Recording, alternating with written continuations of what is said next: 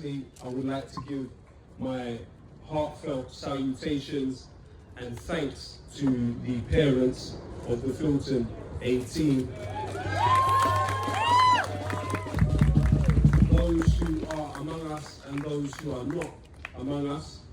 It is a daily sacrifice of sleepless nights, of giving that which you hold the most dear in the entire world to a cause which is larger than all of us. Yes. The anguish, the worry, the fear, the anxiety, all of those things must weigh so heavily on the minds of these people.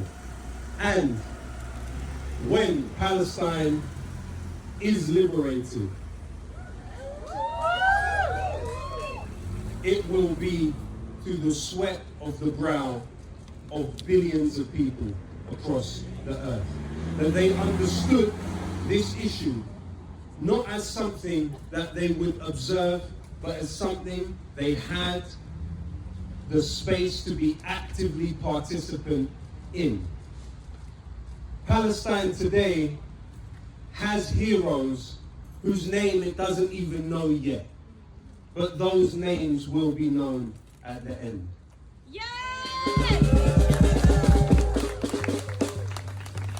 During this period of time, there is a direct correlation between the level of suppression that you face now and the level of celebration that you will be rewarded with on the other end, on the other side of all of this.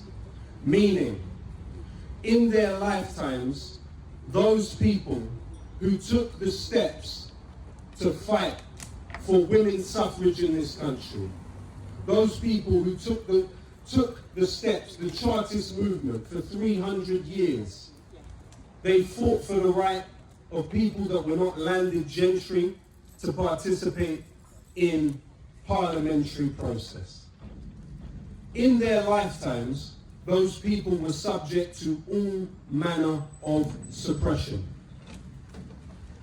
In retrospect, those who today are seeking to terrorize Palestine Action celebrate those who were the equivalent of Palestine Action around 100 years ago, because they were vindicated by the pendulum of history.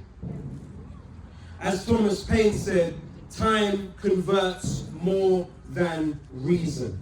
And we have already seen those who for many, many, many decades were completely blind to the plight of the Palestinians now attempt to beautify their own records.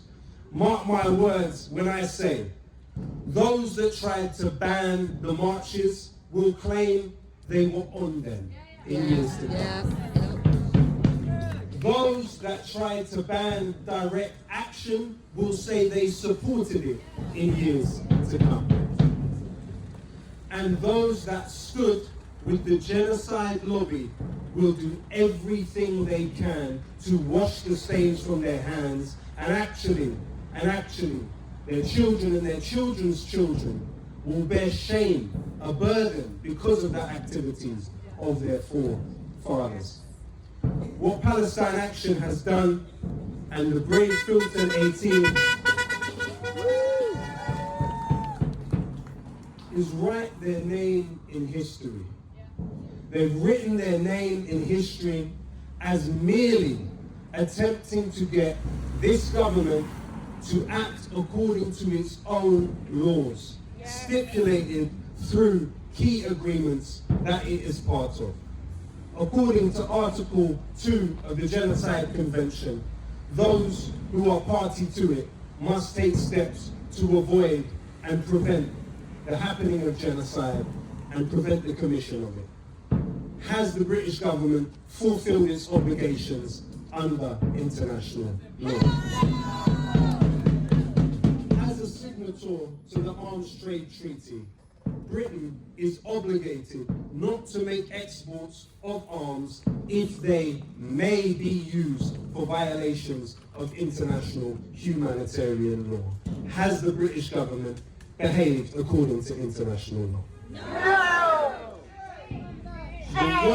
The one organisation that has sought to push the British government to a position which is in accordance with its obligations under international law in this country is Palestine Action.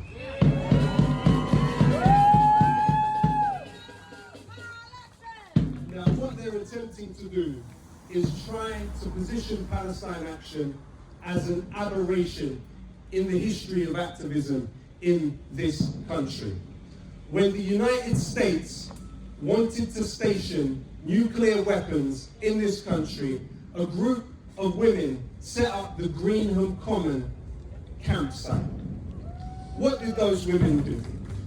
Not only were they outside the campsite 24/7, not only did they live there, they got inside the US military base in this country and they took actions to try and paralyze its activities.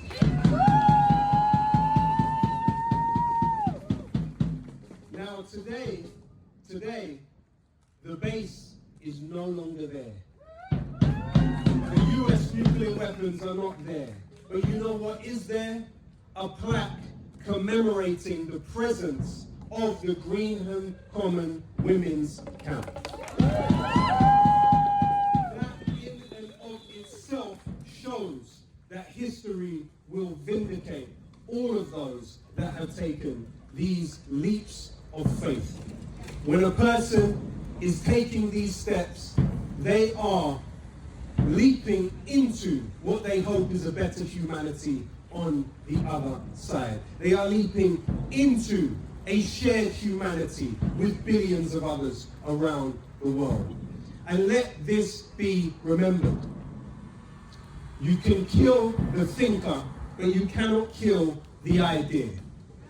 Direct action in this country has achieved unprecedented victories unheard of anywhere else in the world. 3 sites belonging to Big Bad Israel's largest arms company were shut down permanently thanks to direct action.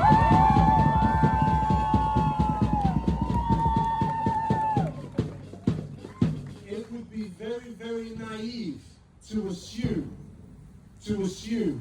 that direct action would be limited to one particular organization with one particular name. Direct action in this country against the genocide factories will continue, whether they like it or not.